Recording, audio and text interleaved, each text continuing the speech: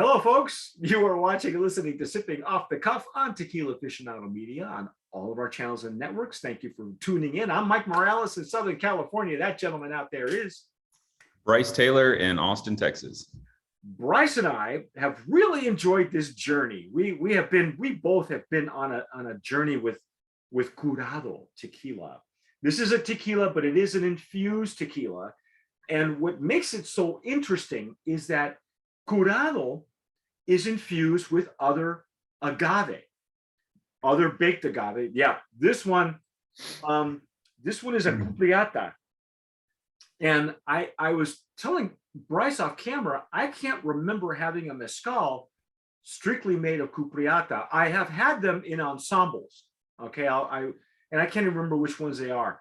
And so they're kind of thrown in, but I guess colloquially they're known as chino, mezcal chino, agave chino. They're green. I think Bryce and I discovered that there's a bluish grayish one that grows all over Texas. You see them as ground cover in front of banks, and I think you said you had a pair in your front yard. Yeah, I believe so. And those, I've had several of those made as a mezcal. I can't remember the last Cupreata I've actually had. So I'm excited. We broke the seal off camera. We're gonna pour it, taste the juice. Oh, look at that. Ooh. I'm going to use a Glencairn for this one, not because it's aged, because none of these are aged. They're all infused. This particular Cupreata comes from Michoacan, where they grow it in Michoacan and Guerrero also. But this one particularly is from Michoacan. Yeah, they're giving credit to Jose Guadalupe Perez. Yeah, he is the agavero who grew these, who is the caretaker of this. He's probably a palenquero. He probably makes his own mezcal too. But he is the one who cultivated these. The thing is, though, it's interesting. I think in the notes, don't they say that whenever they can, they are wild harvested? So whoever owns the plant and oversees it and watches it and lets it grow wild is the guy who they buy the baked agave from. Oh, nice. So it's kind of neat. It's a nice, I don't want to call it homage, but it's a nice recognition. Yeah, definitely credit. Yeah. It's really nice. And again, all three of these have the same tone. This might even be a little bit lighter though, isn't it? It does look a little lighter. Yeah. So just remember, yeah, it's a Blanco. It's not aged and it's not rested in any wood. So the color's coming from the infusion. It's a little lighter. That makes sense because if you've seen pictures or photos or you've witnessed baked agave of any sort, it turns into that caramelized, yellow, dark, almost brown in some cases. Right. And that is what they're actually infusing. It's baked. And my understanding, according to the notes that we got of the process, they actually have to watch it for a few hours. They don't, it's not like it's left overnight and boom, you've got, it's a few hours and then they got to pull the tea bag, basically. Yeah. It's not set it and forget it. Yeah. It's like, well, I'll come back to it, I'll come back to it in a few days. They actually have to watch this because of the amount of plant that they're using and where it's coming from. I mean, and tequila, especially anything refined coming from Carlos Camarena, who makes Ocho now on his own, now that Tomas Estes has passed. It's starting with some really great blue agave. Yeah. So that being the case, it's not going to take a whole lot of time before it starts to absorb the characteristics of Brilliant, yeah, and impart the flavor of the. Now I'm not getting the thick legs and tears that we were getting with the Espadín. No, I mean it's still good, but compared to the other two, which were just excellent thick, these are a little thinner. Drop a little quicker. And that's okay. I mean, Yeah, color though, it's lighter, but still real pretty. It's really clear and Yeah, bright. it's very attractive to look at Mm, as well. It's not off-putting or it's not murky or anything like right. that, you know. Ooh, Okay, yeah, this one.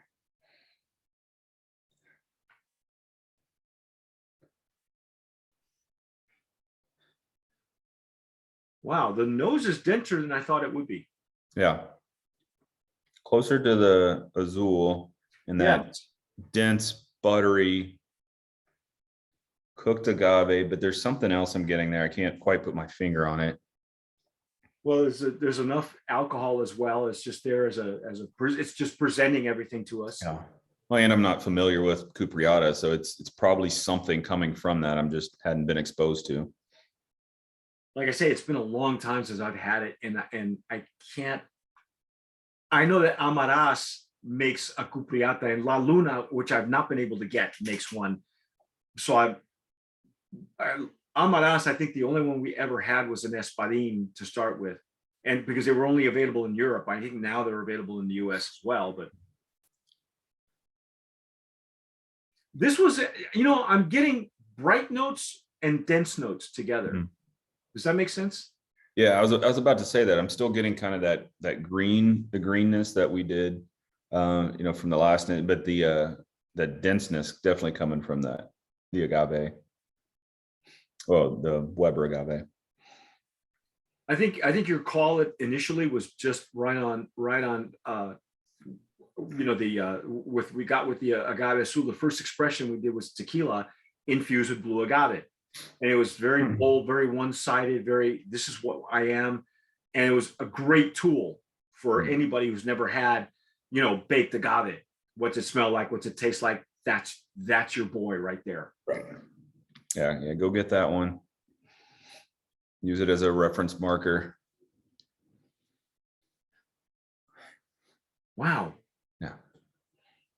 Yeah, it's brighter than I thought it would be, but there's also some dense notes in there that It's almost like there's two layers, two defined layers. yeah. I'm hoping I don't get a clash, because that's what I thought I was going to get with the Espadin and the blue agave, because my experience with that ensemble was not good. That one with Curado was excellent. It's exactly what it should have been. Because I'm getting like deeper fruit notes, and then there's something dense underneath it that it's got to be the Cupreata.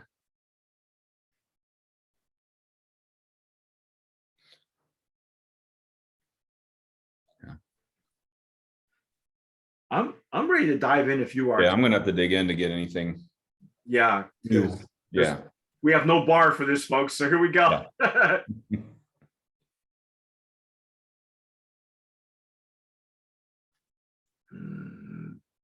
Oh my.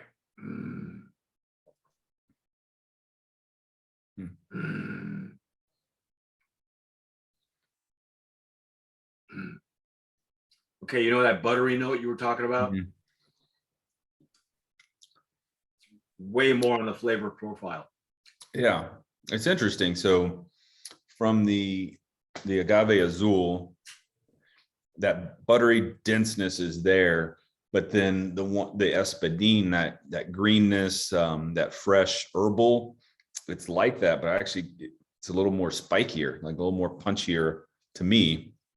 But they still marry well. But I would say there are kind of two distinct different flavors in here. Yeah, but it's nice. It's not a clash. No. It's and I've said this as a descriptor, or as an image. It's very much like a good jazz band, where each one of the musicians has a solo, and the other guys fall back, and then the other guy picks up his solo, and then everybody else falls back. This is what this reminds me of. It's like a good ensemble. Mm-hmm. I think of it as kind of like an ebb and flow. Okay. Where it's like you can have the two sides, but it goes back and forth smoothly, and it's not bouncing and clashing.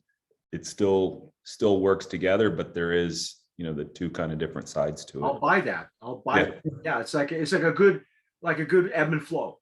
Mhm. Yeah, like a nice day on Galveston Island, you know, or you know, or Port Aransas when it's not being hit by a hurricane. Yeah. Yeah. Yeah. And it's got a nice bright nose to it, very similar to what we got in the Espadín. But at the bottom, right next to the, you know, underneath it, closer to the glass, there's that denseness from the Cupreata. Yeah. I'm getting something on the top. I mean, it's just, I don't want to say floral, but you know, something in the kind of the vapors. There's something there that I'm not familiar with that I'm liking. But Well, it's definitely got a different character. Like I said, I haven't had that many mezcals made with a Cupreata strictly. yeah, And I've I don't had, know if I ever have. Yeah. yeah, I mean, I've had Karwinskis, I've had Arapeños, and Cereal is another one. I think this might be a Cereal. I'll have to check on, you know, some of the regions call it something different. The plant has a different nickname on purpose.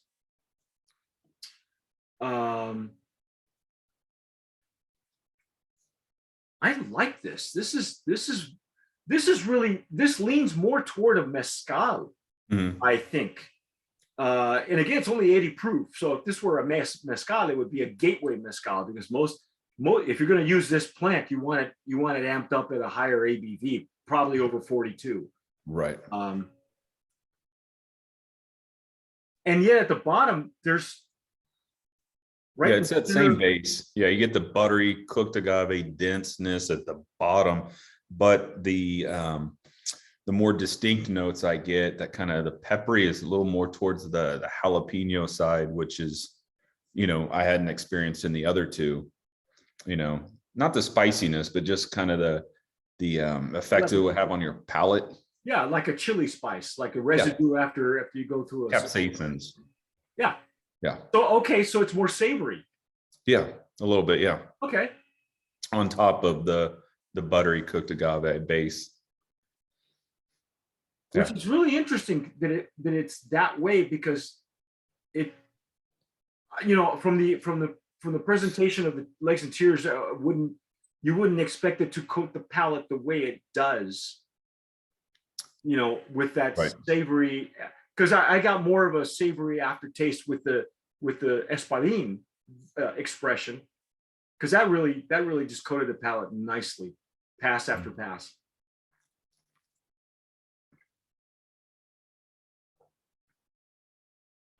And there's a really nice sweetness on the sides of the tongue. It's almost sweeter than the other two. Right. Yeah. It's, for me, this one's the most challenging, you know. Challenging for me just to be able to describe the notes. It's not challenging as far as like on the palate. It still marries well. It's a great sip. I just need some more reference points to be able to do this one justice. Yeah. You know, interesting. I agree. I think I need to go get a bottle of La Luna or Amaras, if I can get it, with made of Cupreata, just to have a base, just to refresh my memory, because it's been so long. And like I said, I don't think I've ever had a mezcal with that one plant. I've had it as part of an ensemble for sure, but it's playing nice with the blue agave though. Oh yeah, definitely. I wonder what would happen if they infused both different plants with this. I wonder what happens I wonder what kind of medley they would get. Medley infusion. Yeah. No. Yeah. I mean, we could mix the two of them up, but that's not gonna, you know, we're not scientists. We're just eyeballing it, you know. Right. Yeah. Pour what's left of yours into mine and see what we get. You know, we're not gonna do that. That's a rookie move. I love this nose though. I'm really liking this nose a lot. Yeah, I keep going back to it. Wow. Yeah, because judging from the legs and tears, it's much more watery. It's not. It's sheeting. It's not thick like the what we had at the Espadin. Had a great mouthfeel too. Yeah, compared to the other two, I mean, it's still respectable, but yeah, it is the thinnest of the three. Uh-huh. Yeah. And you know what? It's not bad. I'm Mm. impressed that it's coating the palate the way it is. Yeah. It's not what I expected, and it's no clash, not at Mm. all. Like you Mm. said, it's a nice ebb and flow. I Yeah. like that terminology, that descriptor. It's the ebb and flow of one plant in the other. Uh, but they're not. One isn't overpowering the other. That's what I like, is that they're actually being presented equally in equal parts. I agree. Yeah. Wow. Um, I'm just gonna say it, man. That's a brand of promise nominee in that category, because it's just Yeah. they're so unique. Yeah. Um, what do you think now that you've had them? You've had a chance to dissect them, because you said you've had them before at a particular show. Yeah. You had probably a little cup, little Right. coffee cup, and now that you've had a chance to actually experience these, what are your feelings on it? Well, yeah, I'm impressed, and I've said it the last two times. Is it just shows me what infused tequila can be, done well. Yeah. So the Cupreata I find to be the most intriguing, just because it tests my palate personally. There's some things that I just can't kind of pinpoint. Yes, Benin I really liked, because I did get a more mezcal influence to it, obviously. And then the Azul is great because, like you pinpointed, that just needs to be a training aid for people that haven't tasted cooked agave. Like, what does it taste like? What does it smell like? That's your standard right there. That's it. Yeah.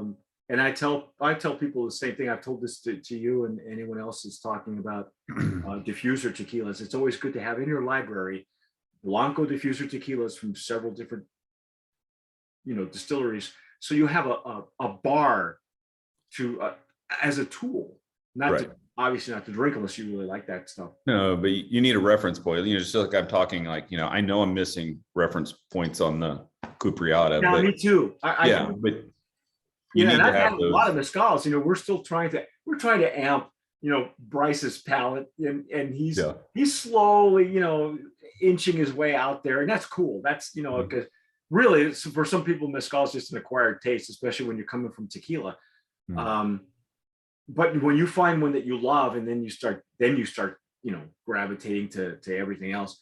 And we've had so many of different agave spirits from all over the world now. But yeah, you would think that I would know right off the bat what to expect with a Cupreata, but it's for some reason it's just not a plant that's used a lot. I guess I don't. Maybe I just haven't sought them out. Yeah. I just have to go look for them, really. But this is so well done. It's so pretty. It's pretty on the nose, but it's dense in the flavor. That's the other thing too.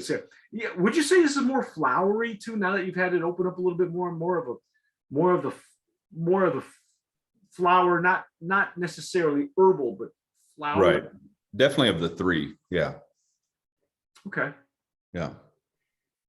Wow. What a great. This is now.